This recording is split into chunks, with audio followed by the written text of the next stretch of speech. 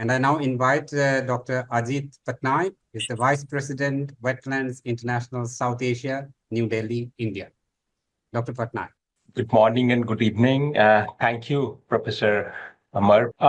When we started, kind of putting this case study, which is basically, kind of demonstrate how the science of regenerativeness is really, kind of could be really tested in the field.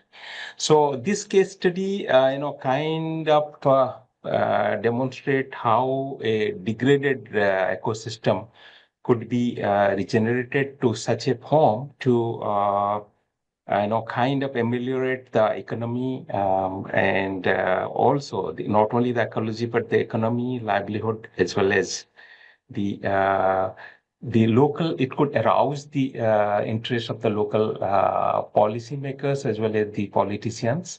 So I'll just start with a comment from our chief minister, who is happened to be the chairperson of the Chilika Development Authority, who steered the entire process.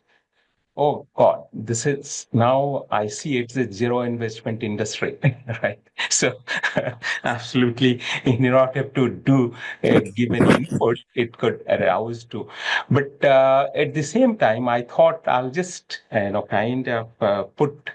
This is the restoration of a lake, or a very important lake, I would say. It's the first Ramsar site of India, and it's pretty big, about 1,000 square kilometer. And it was designated as a Ramsar site in 1981. This is the first Ramsar site of India. And most importantly, about 0.2 million fishers, they depend on this lake for their livelihood from 192 villages. So this is one part, the social part, but at the same time, you see there's a hotspot of biodiversity, about 211 bird species. And this is the largest congregation of migratory bird in Asiatic subcontinent, about 1 million migratory bird winter here. And again, the largest lagoonal population of Arabadi dolphin, which is a threatened species, about 150 are now as per the last census, and 336 fish species. And most importantly, it is again a assemblage of marine brackets and freshwater ecosystem. All three ecosystem coexist here. So, and some of the species, like one at the bottom corner, this is a limbless skink, which is endemic to one of the island, which is not found anywhere in the world. So I feel a little bit, kind of nervous when Professor Amar mentioned that is a very simple desalinization or the, kind of change of salinity regime. So these are all stakeholders, I think. So, and and so you have to be extremely careful while thinking of any restoration intervention. So, as I've already mentioned, this is a very complex ecosystem and a multitude of stakeholders. They really, kind of, they've got ownership on this. There is an open use of common property resources. There is no hard and fast rule of traditional use of the fishing and other such wide use of this wetland. So that was a major challenge. These are some of the challenges which we saw when we thought of doing any restoration intervention in towards 2000 or early part of 2000. So there was a fall in the water spread area. You can see here that within a span of about 30 years or so, the this is the lake water spread area in summer, which was about 790 square kilometer. Then also the fall in salinity, which was very, kind of distinct in the lake ecosystem. And this is in fact connected to the sea, so it is a brackish water ecosystem.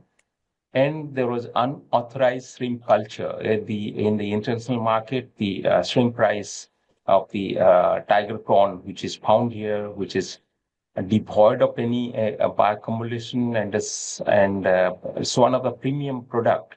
So some of the kind of outside syndicate, they started kind of encouraging the unauthorized shrimp culture, which was never practiced here. And that really resulted in the decrease in the fish yield, and which was, you can see here how in 1985 it was about 8,000 metric ton per annum, which plummeted to almost 2,000 towards end of 1999. And it greatly impacted the livelihood of the local communities. And kind of in 1993, the Ramsar Convention included it in the Montreux Record, which was done because of the change in the ecological characters, and which warranted a urgent action by the contracting parties or national government to do something very resolute about it. So that was the beginning. So this is the restoration strategy which was adopted for regeneration of this ecosystem. One is that looking at the sensitiveness, I think you might have realized by this time, this is not a very simple ecosystem. So a lot of science went into it to do some critical targeted studies to understand what are the root cause of degradation. Then adaptive restoration planning was, kind of formulated based on very comprehensive consultative process and rigorous modeling.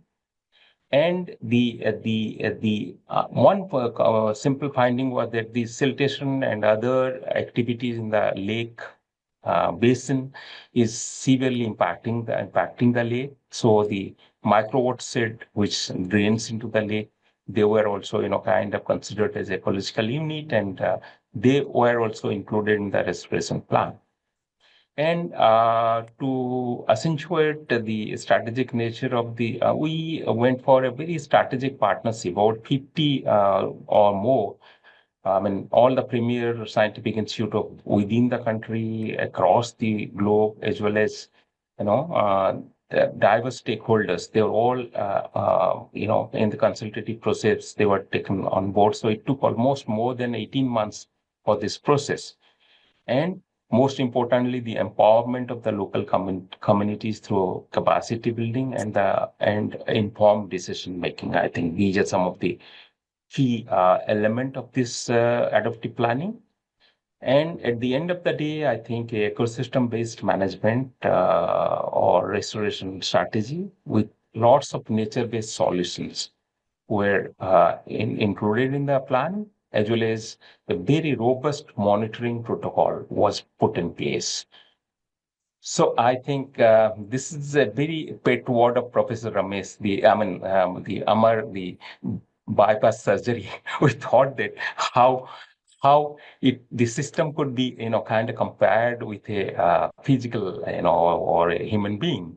So we found that there was the lake salinity was considered as one of the research finding and modeling. The decrease in salinity was considered as one of the biggest root cause of the degradation of this lake ecosystem. You can see here the old mouth, which was about 21 kilometer away from this is the lake, which is connected by there's the inlet channel, which is really, about 2 kilometer wide. It looks like a river. So it is shifted due to various geomorphologic mechanism, like the long-shore sediment transport. So the inlet is migrated by about 32 kilometers from the lake mouth or the lake proper. So based on the rigorous modeling study, this a new inlet was opened in 23rd October 2000, which reduced the length by about 21 kilometers. And this brought a transformative change in the lake ecosystem. And this hydrologic regime was desired to achieve the desired salinity level and to restore the lost habitat, critical species, also to enhance the fishery resources. because 95% fish species, they maintain a phase life cycle, part in the lake and part in the sea. So earlier, since it was too long and people used to put net across this inlet channel, now this one, which is only 11 kilometer from the lake proper, this acted like an express highway because of the depth and velocity. Nobody can put any net across it. So that promoted the, the.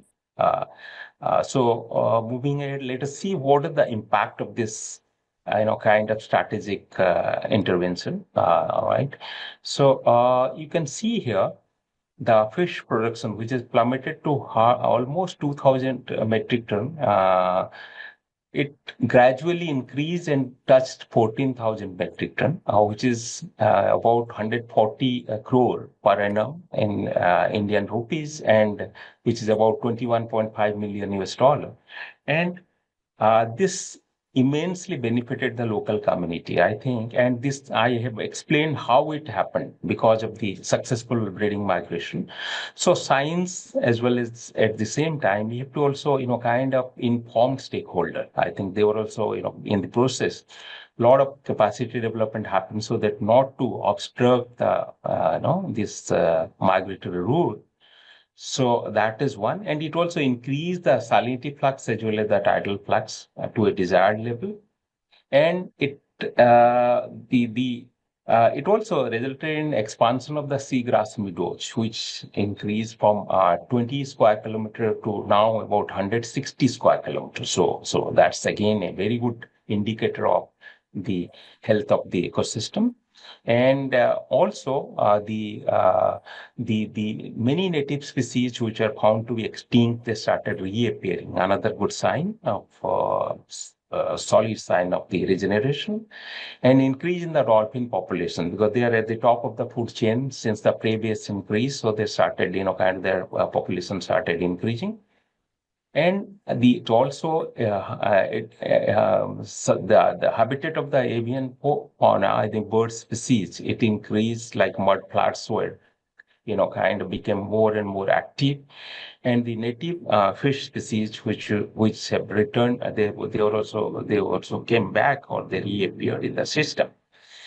Another important evidence is the nature-based solution 2 more is minutes, Dr. yeah, Pattnik. yeah, about 50 square kilometer of water hyacinth, which was kind of that's an invasive species. They all, kind of, because the salinity increased in salinity, they all perished in one season, which should have costed about 11.5 million US dollar, or about 1,000 million Indian rupees. And it was for the successful restoration of the regeneration of the ecosystem. It was removed the motor record in 2000. I think the first time it happens. And this is the ecosystem health report card, which is being produced every 2 years based on the rigorous modeling. And this is a very important slide. And the last slide, I would say, is the acid test.